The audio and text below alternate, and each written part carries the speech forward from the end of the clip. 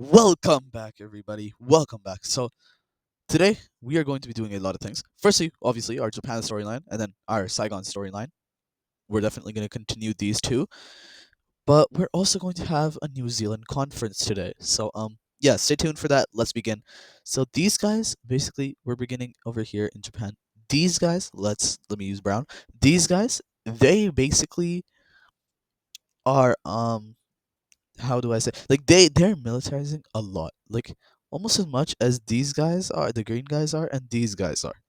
Like they're almost militarizing that much, which is honestly a little bit shocking towards to most people because the north is really poor. Like if you looked at the south was like really split up, but the north was really split up, like really split up.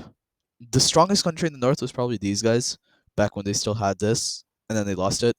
So now I would honestly consider these guys the strongest right now in the north because their military right now is the biggest, and they have been spending almost the entire GDP of the country every year.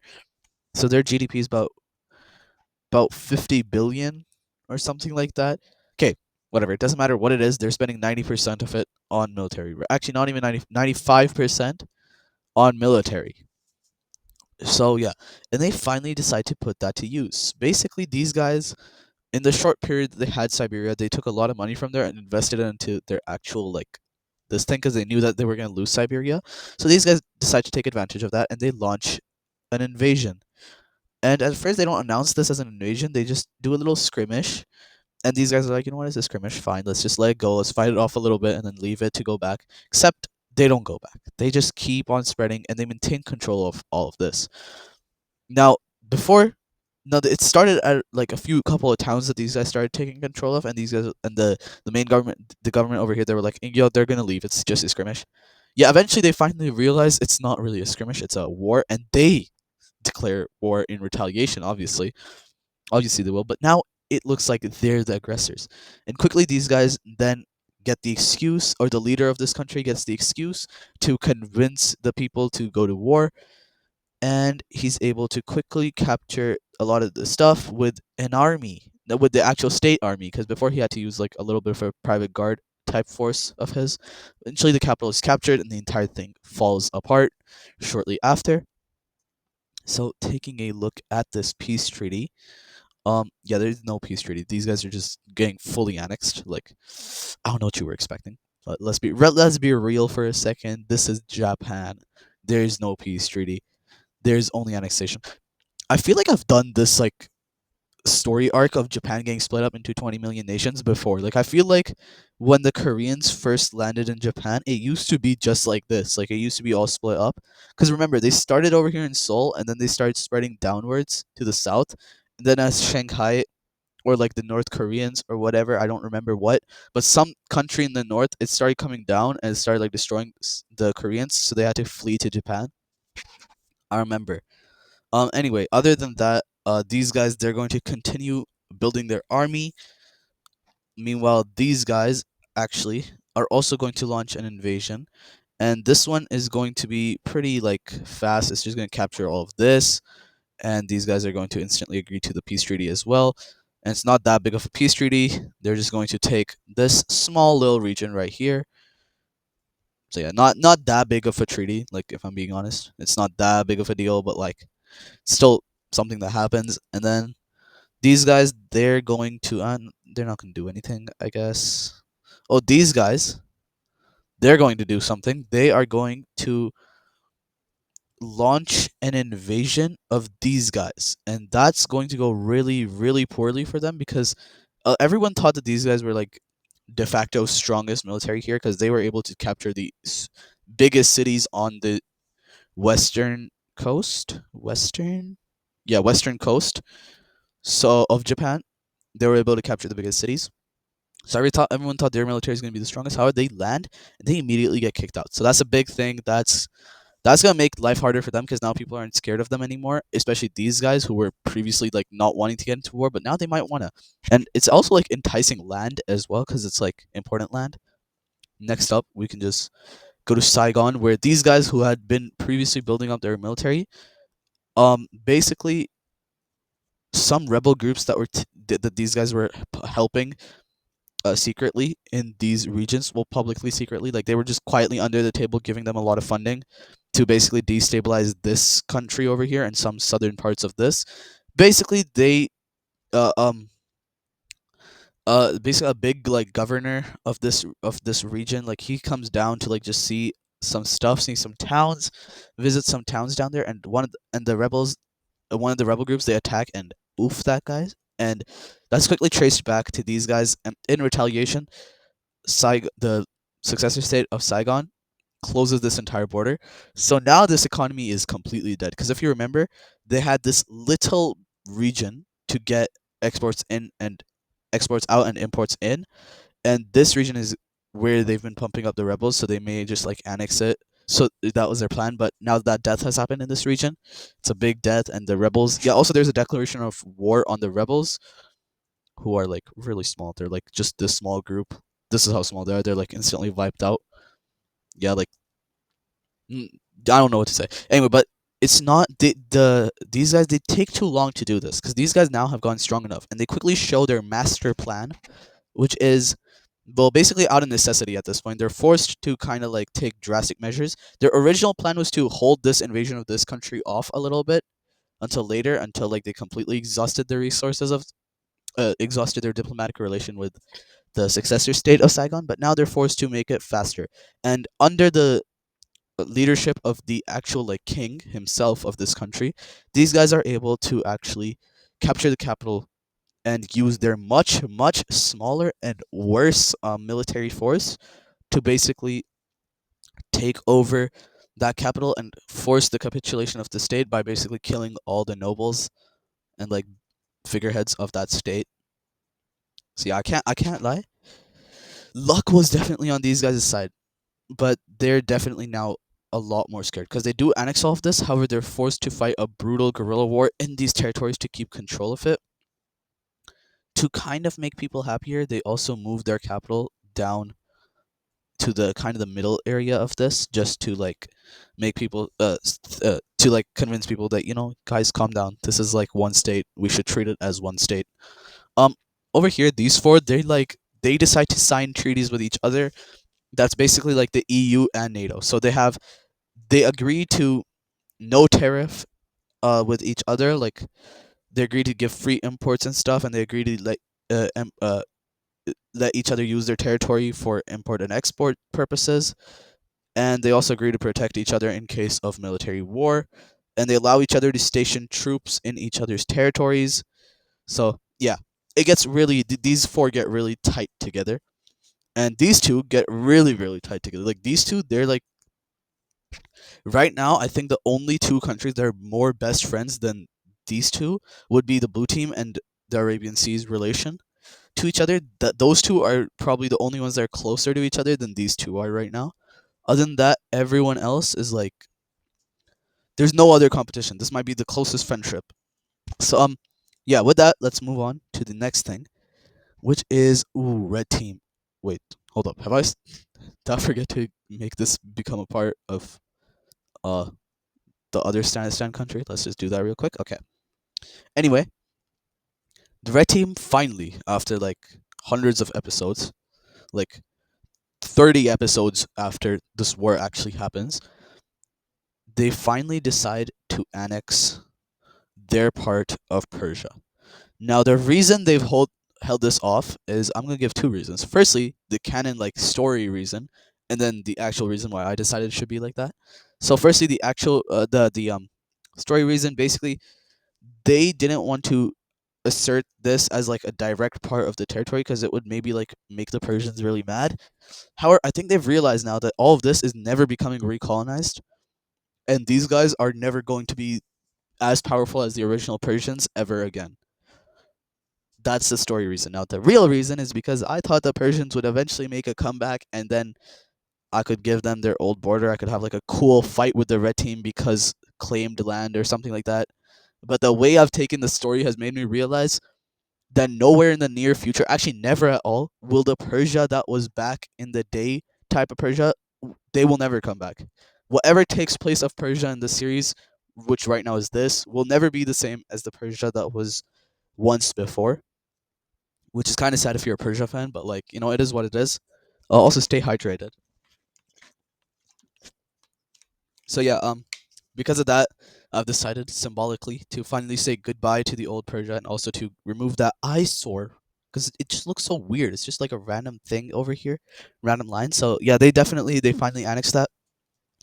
Moving on.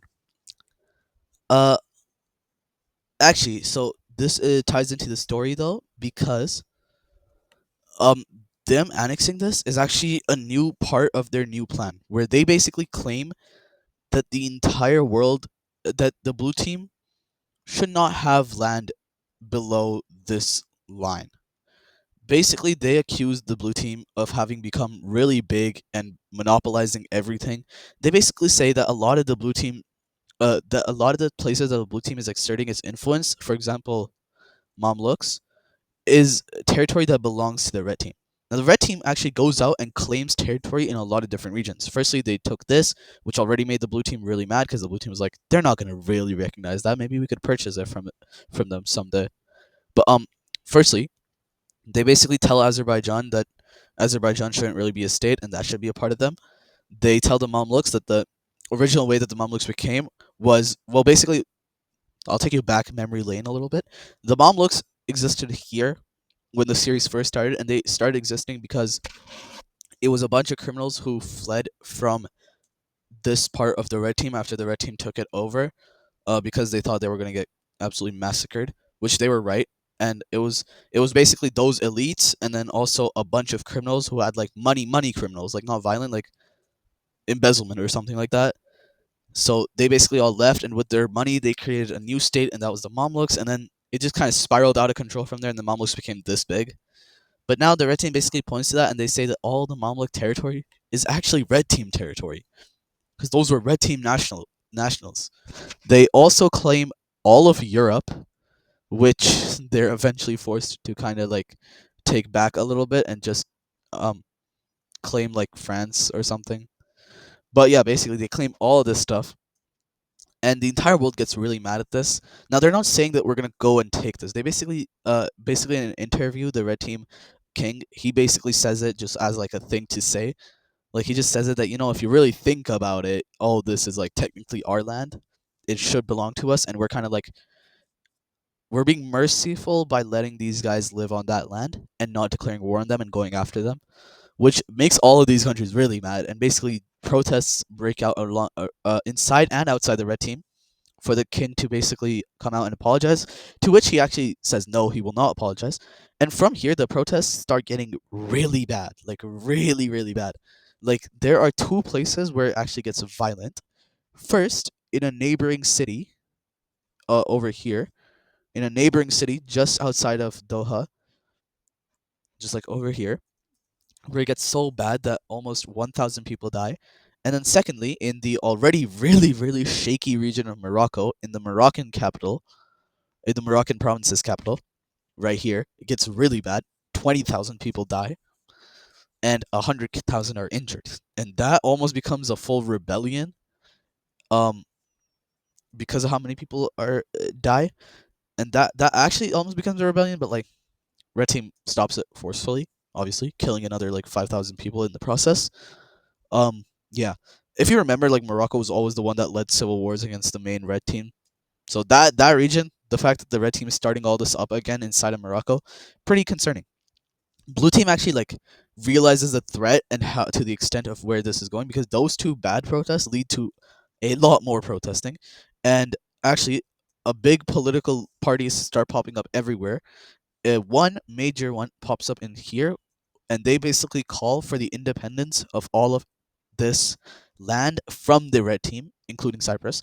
Um, we have European ones. We have opposition governments saying that the kingdom should not be a kingdom anymore; it should be a democracy or like a military dictator. Actually, yeah, there is a military dictatorship thing as well. Like it should be a military-led country. Now, all this is really bad for the blue team because the blue team is like, no, no, no. Firstly, our neighbors to the north and our biggest neighbors, who we kind of use to play the entire world against, so then the entire world comes with us, um, they cannot be falling apart because that's going to hurt the blue team a lot more than it's going to hurt the red team, honestly. Because it's gonna hurt the blue team because now there's no one threat that they can unite all their allies against. Now their position as like the opponents to the red team is going to completely fall apart. And there's no one singular strong enemy like the red team that can unite so much of the world against them. Because what are you gonna say? Unite, let's unite against Shanghai. Like, bro, their GDP is smaller than Crimea. They are not that strong. Same with um these guys. I forgot their name. Mamluks. Yeah, they're like really weak. The blue teams can solo them. They don't even need allies.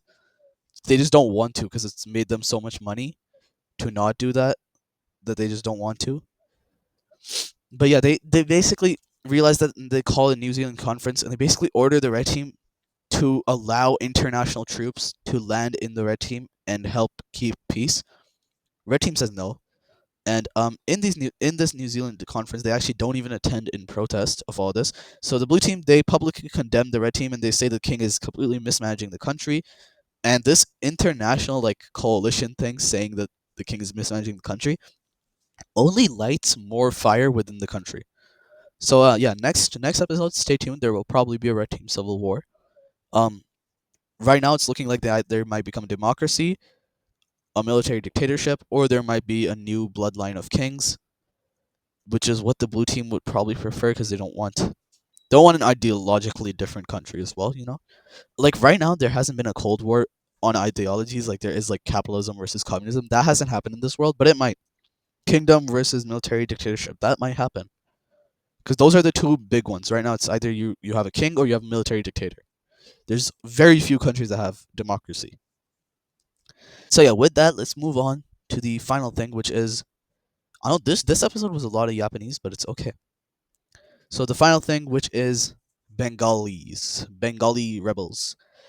They basically decide that they will no longer be signing any ceasefires, and they basically write into their constitution there will be no more ceasefires with the main Bengali government. There will only be a ceasefire. They don't write this into their constitution. I want to take that back. That's a little extreme.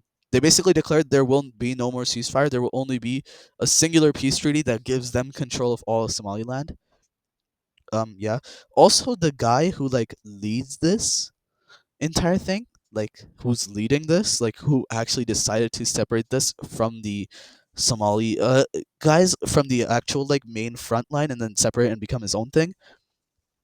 He's basically like he's about to die. He's 80 years old now. So like he's close to dying. His son's probably going to take over, but he wants to basically he's really old. He's like 90 now and he wants to see this kingdom be born while he's alive so that he can basically make sure that his son and like his family becomes the ruling family.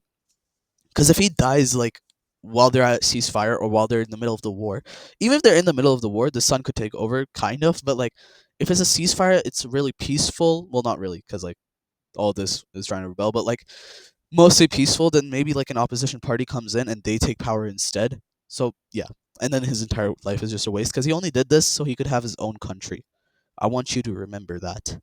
This all came because one guy wanted his own country and he wanted to be a king. So yeah, and at this point, I think Bengali resources have been so incredibly exhausted. They've been pouring absolutely trillions into keeping this colony alive, even though it gives them no purpose. It's a Crimean colony that completely broke apart, that the Crimeans already looted and everything. So the Bengalis have no like gold and stuff to mine. There's like very rare gold because the Crimeans already mined like 90% of it. The Bengalis literally only have it so that they can say they have a colony, so they can play themselves as a big like global superpower. This thing of theirs is probably their only successful colony, and it's not really even a colony.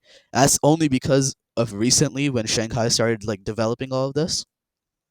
Um, the mainland, the mainland's like relatively stable, but like over here they're fighting a very bad like guerrilla war, and they're like completely getting cooked in it. Like have taken control of all of this. And the episode where they took control of this, since that episode, they've literally not changed. They still are stuck at this, and they're still trying to push, and they're still failing. While the Sri Lankan government keeps on building more and more of a closer relation with the blue team, which and then which will eventually lead to their military being big enough. Like they're slowly building up their military, so that their military is eventually going to be big enough to finally kick the Bengalis out of here, which is not good. I think Sri Lanka is this world's Afghanistan because like they've been isolated the entire series until Bengali troops entered and they started like taking over. And from then it's just been guerrilla warfare in there. So yeah, and over here, well, they're losing to their own people. Like their own people are currently cooking them. So yeah, with their resources being exhausted, I think they pretty much just like decide to let's evacuate, but in a respectful manner that doesn't make us look too weak. And so they force their people to the soldiers here to basically continue fighting while knowing that there's about to be a pullout, and they basically say protect the capital at all costs, take the last few resources because they don't want to leave any resources over here. Now all their generals that are here are saying just pull the people out. It's fine. Let their resources go. Let like your ego go. It's more important to just get the people out of here. They don't listen. They don't listen. And the capital is eventually encroached on, taken over, and destroyed. And even the evacuation is actually stopped over there. And a large majority of people are not able to evacuate because the people were saying we need more boats, but these guys were not wanting to send that because the actually that's because of the New Zealand conference. Basically, to showcase their power, they took like 80% of their military, like a lot of their reserve boats that were meant to like go and evacuate these guys. The king took it with him to New Zealand to basically show them off, which is that's crazy. Like in a war, you're showing that off when it could have been used inside of the war. That's crazy. Basically, these rebels continue to encroach closer on the coastline until basically the coast is all that's left. And from here, they basically push north. And over here, a last stand is made where the general, who realizes that there's going to be basically no more boats, they're going to come to pick those guys up, basically negotiates. And in exchange for laying down arms and recognize it and announcing to global media on blue team news channels, there's no TV, so like newspapers, there's not TV yet, but basically go like through the blue team announcing to the world that the Bengali Somalia has fallen. Basically, that in exchange for surrender and becoming prisoners of war, that's what's going to lead to there being a successful like letting them go. So yeah, with all of that, that Loki was a really long storyline. But with that, I think we can finally wrap the Bengali Somalian type thing up. There is finally a winner in this brutal civil war, like absolutely brutal. There's one winner. There we started with like five, let's be real, because there was all those other generals that were also like doing stuff, and then they had to unite with the big general that took over the original state capital over here to like be able to push these guys away, and then these guys split off, and then there was the actual Somali government who's just completely been destroyed at this point. So all that has finally led to there being one winner. These guys who now probably need to worry about the blue team because now blue team is definitely going to try to take this over. Like let's be real. Let's be real. Why wouldn't the blue team just want this land? It could be really good land. So yeah, with that, these guys are now their own country. I hope you guys enjoyed. Make sure to hit that like button, hit that subscribe button, and I'll see you in the next one. Goodbye.